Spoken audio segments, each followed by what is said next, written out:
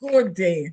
I am Anne-Marie Edwards, a final year guidance and counseling student at the Micro University College.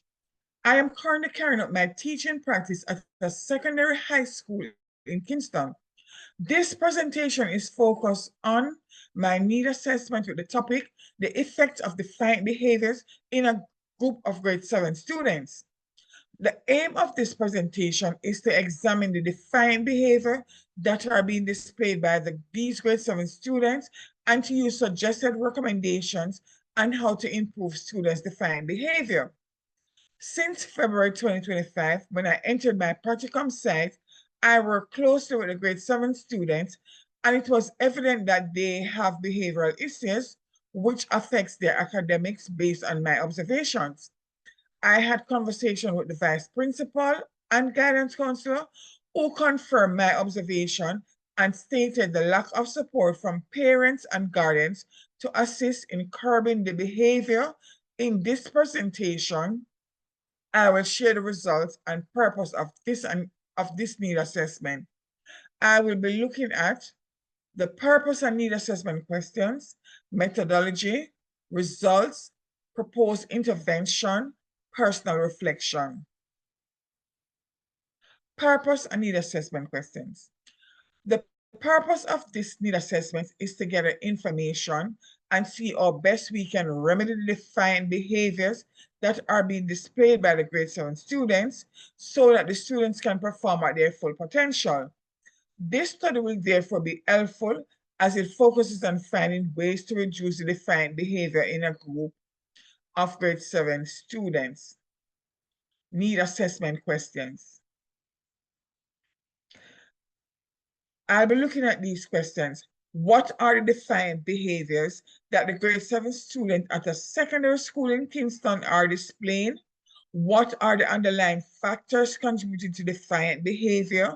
What strategies can be used to address the defiant behavior in the group of grade 7 students?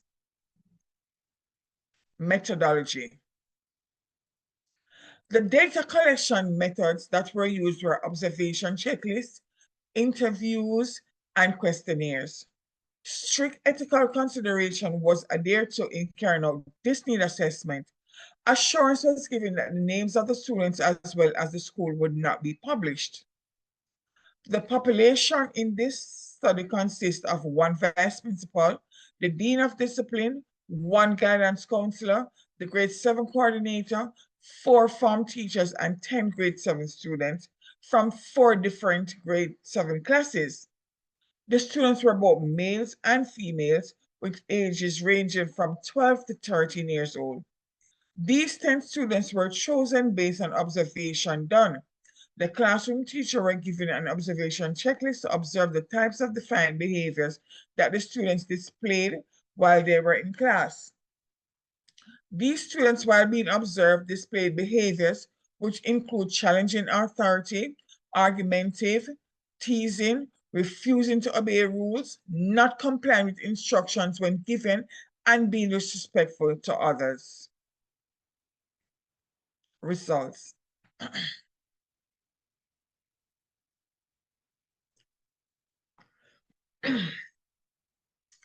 Figure 1 shows the gender of the students. 5 of the students were girls and 5 were boys, giving us a 50% equal. Then we look at the age appropriate now. So we say that figure 2 show the age of the students in the grade 7 classes. 70% of the students were 13 years old, while the other 30% were 12 years old.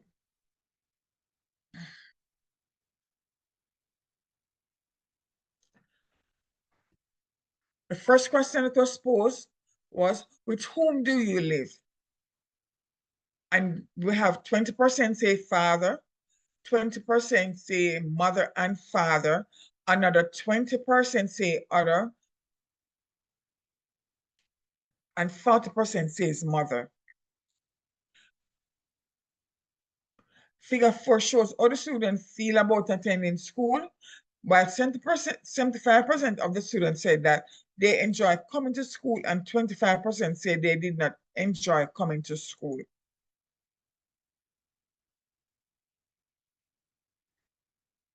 We look at, do you feel safe at school? The figure shows 90% says yes, and another 10% says no. So figure 5 now would have shown. Question number 6 said, have you ever been engaged in any of the defined behaviors listed below? Please select all that applies. And 90% say disobedient.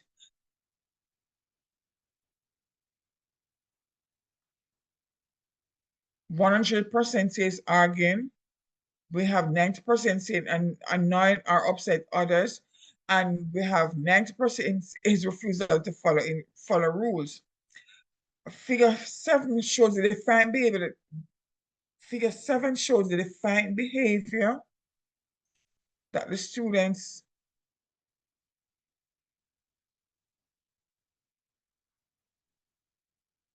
argue with those in authority. Oh, Lord Jesus. With those in authority, and 90% are disobedient, annoying, or upset others, and refuse to follow rules. Question 7. How frequently do you engage in these defined behaviors at school? We had 9 responses. 55.6% says often, 11.1% say very often, 22.2% rarely, and 11.1% occasionally. So that's figure 9, showing the responses of the students. Question number 8. Do you have a good relationship with your teachers? We had 10 responses. Figure 10 shows the student response when asked if they have good relationship with their teachers. 80% of the students said yes, while 20% says no.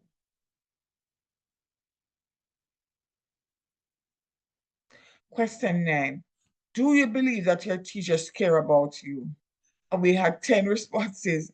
90% of the students says yes, while another 10% says no.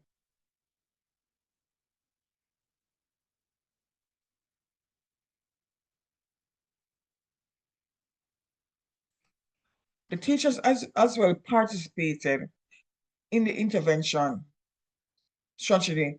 So we polled the question. We had 6 responses from the teachers, and it shows that the teachers, so one was the vice principal, 2 classroom teachers, and 2 guidance counselors, and a grade coordinator. The acting vice principal stated that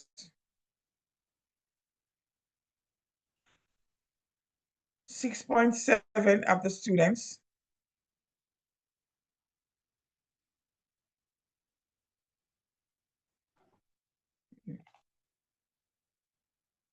the classroom teacher stated 6.7, the grade coordinator 6.7, the guidance counselor 3.3, and teacher 6.7.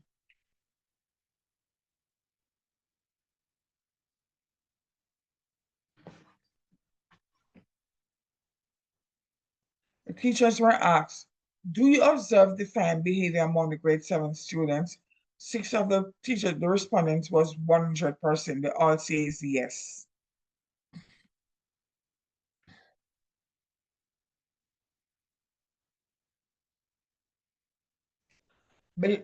Below are the response of the teachers when asked to share the defined behaviors that the grade 7 students are displayed.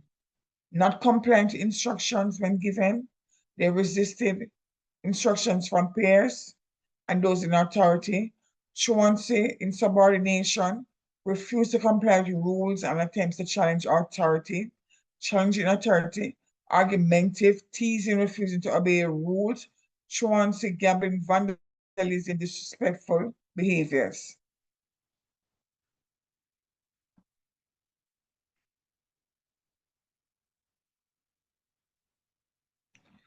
When the teachers were asked what are the impact that the defined behavior has on the students' performance, they stated they are not performing as they should, low to no work output, poor quality of work. The behavior affect the students' performance negatively, resulting in poor performance, And such behaviors cause students to lose focus concerning time for learning, focus concerning time for learning. Their academic as well was affected negatively, as time should be spent for academic instruction has to be put in correcting behavior. And if external referrals are made, this meant loss of instructional time for the students. Defined behaviors significantly reduce students' academic achievements.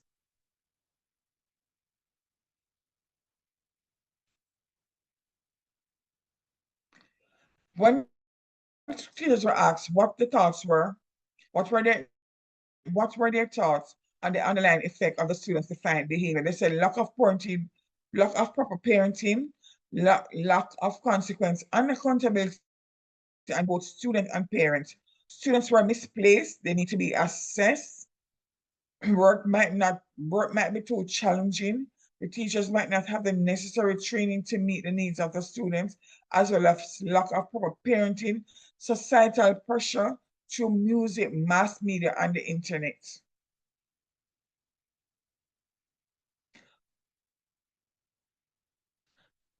The teachers also responded when asked what they thought were the underlying effects of the student-defined behavior.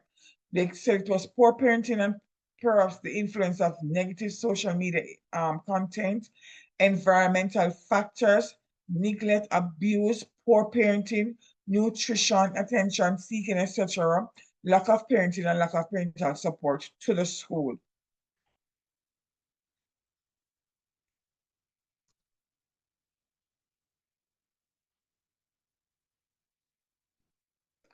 When the teachers were asked what could be put in place to address the defiant behaviors of the grade 7 students, they stated more parental support and workshop behavioral intervention programs, have a consequent system merit praise, special program for them to attend, example, anger management, effective communication, find out what they like and incorporate it into their day-to-day program, parental involvement, fostering a disciplined environment in schools with consequences for maladaptive behaviors, encouraging students to join service clubs like the Cadet Corps, Key Clubs, ISCF, 4-H, etc., which will help them in the way they socialize and to be the best versions of themselves.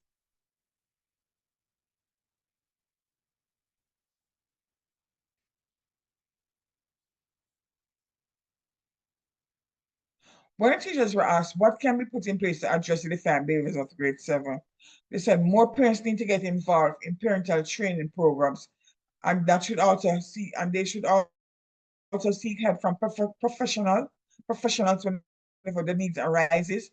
Therefore, educating parents on how to prevent, treat such behavior are very important. Greater control is needed as well regarding what children are exposed to via social media. Clearly defined rules and boundaries, more parental involvement, complementing rewarding positive behavior, parenting seminars, workshop for students on deviant behavior, and the effects on academic achievement, guidance sessions, individual counseling mentorships, program, suspension, detentions.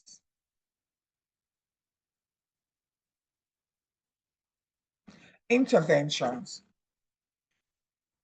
An intervention plan is a structured approach to addressing a specific issue, whether it's a student behavior, a health concern, or a community problem. It outlines the steps, strategies, and resources needed to achieve a desired outcome. Essentially, it's a blueprint for action that includes a goal, intervention methods, timeline, and a way to monitor progress. I will be working with the suggested intervention that were proposed by the counselors and teachers. Have more parental support and workshop, behavioral intervention programs, of a consequent system merits,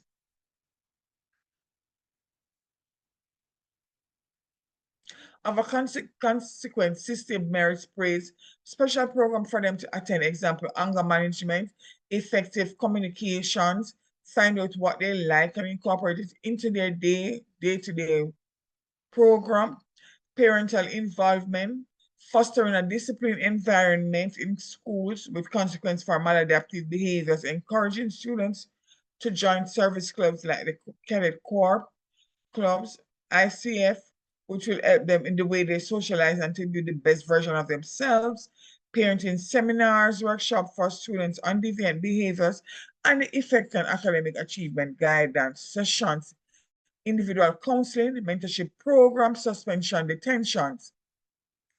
A 6-week intervention plan will be done. This intervention plan aims to reduce defiant behavior by fostering understanding, modeling desired behavior, and building positive coping strategies. Empowering the